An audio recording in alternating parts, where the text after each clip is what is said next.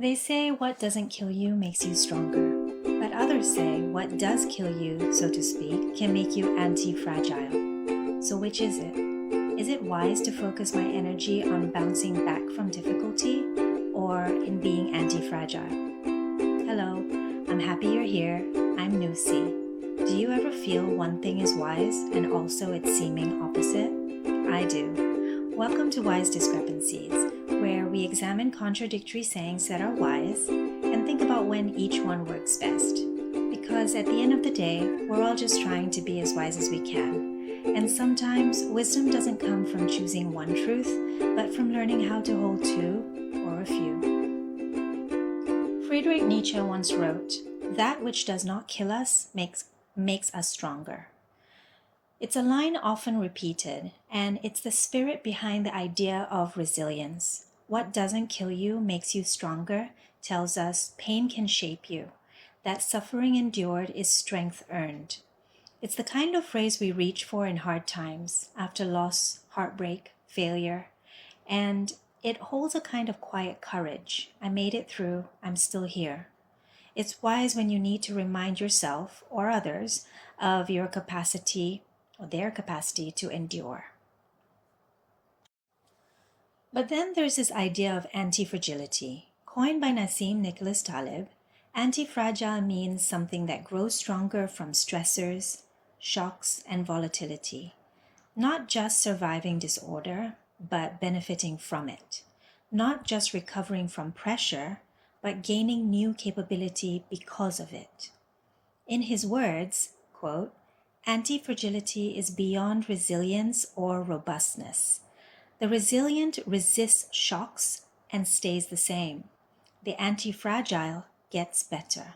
Unquote. Antifragility suggests we design systems, habits, or even identities that don't just withstand stress, but improve under it. So what's the wise path? Should we aim to endure hardship or to design ourselves to need a bit of it? The answer seems obvious, but let's examine. In the case of going through a painful breakup, what doesn't kill you makes you stronger might mean you survived, you learned, you're tougher now. But antifragility might say, how are you now better in navigating breakups, in investing in relationships, in protecting your boundaries, in knowing yourself? Or take dating in general. Resilience is picking yourself up after a rejection, telling yourself you'll be okay. But an anti-fragile mindset might go further. Each experience sharpens your clarity, deepens your understanding of what works for you, and strengthens your ability to communicate it. You're not just recovering, you're becoming more authentic, more discerning, better. Here's another example. Being resilient might mean staying at a high-stress job and managing the burnout, pushing through and proving you can handle it. But designing for anti-fragility might look like having saved up enough to cushion any loss of income, perhaps creating another source of income, building skills that transfer across roles, so that when one job falls apart, you're not just surviving, you're positioned to leap forward. Perhaps it's also investing in your mental health and self-care more seriously. It's not about avoiding stress, it's about using it so that your life bends and strengthens, becomes richer rather than cracks. Antifragility might look different for two people going through similar situations, because antifragility isn't a formula. It's an intentional, creative use of hardships to build new habits, mindsets, better versions of ourselves. Taleb also reminds us, simply but powerfully, quote, "Trial and error is freedom," unquote. Because real strength isn't flawless, it's flexible. And emotionally, being resilient might mean staying composed in the face of criticism or disappointment. But emotional antifragility means letting tough conversations sharpen your self-awareness. It means holding space for grief or failure, not just to pass through you, but to open you. We don't become numb, we become more attuned, not less feeling, but feeling our whole experience head on with curiosity. Let's say someone has spent most of their life being seen as the nice one, agreeable, accommodating, always putting others first. That identity might have worked well in their life up to now, but then something changes. Maybe a crisis forces them to speak up, to set firm boundaries, to disappoint people they care about. At first, it feels like a collapse of self, like breaking character. But over time, they don't just recover. They start to rebuild their identity to include strength, assertiveness, even fierceness. They realize their sense of self isn't shattered, it's expanded.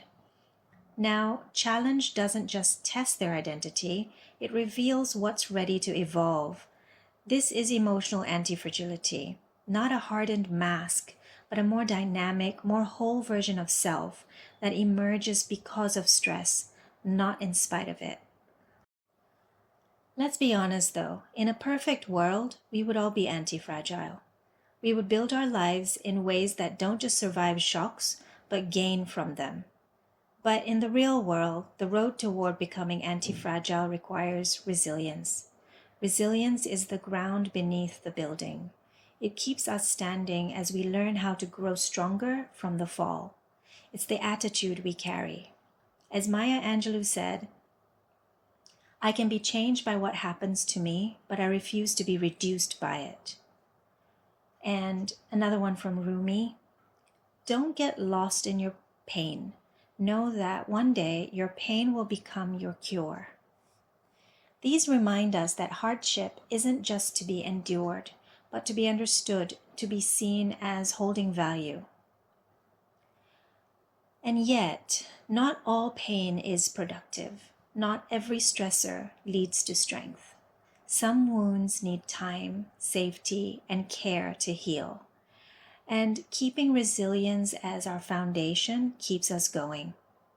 So the key insight here might be, find ways to make challenges strengthening and design ways to prevent chaos wherever you can, like putting up clear boundaries around negative energy and learning to spot it early. Maybe it looks like this. I build resilience as my baseline, and whenever possible, I design my life to be anti-fragile. Of course, it's easier said than done.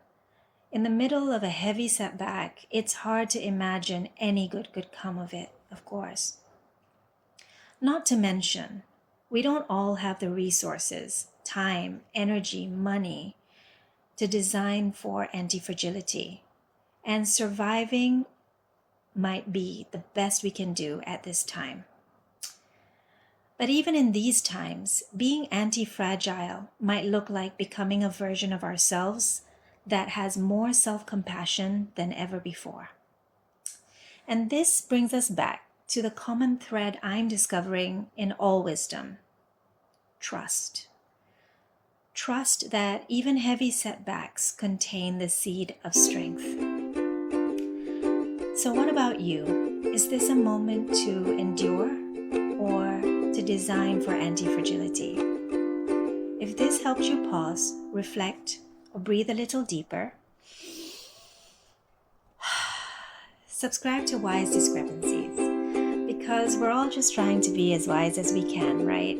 And sometimes wisdom doesn't come from finding one truth, but from learning how to hold two or a few. If there's a pair of contradictory sayings you'd like me to explore in a future episode, drop it in the comments, please. I'd love to hear what wisdom you're wrestling with. And here's a mantra to take with you: let what tests me refine me. Thanks for listening. Until next time.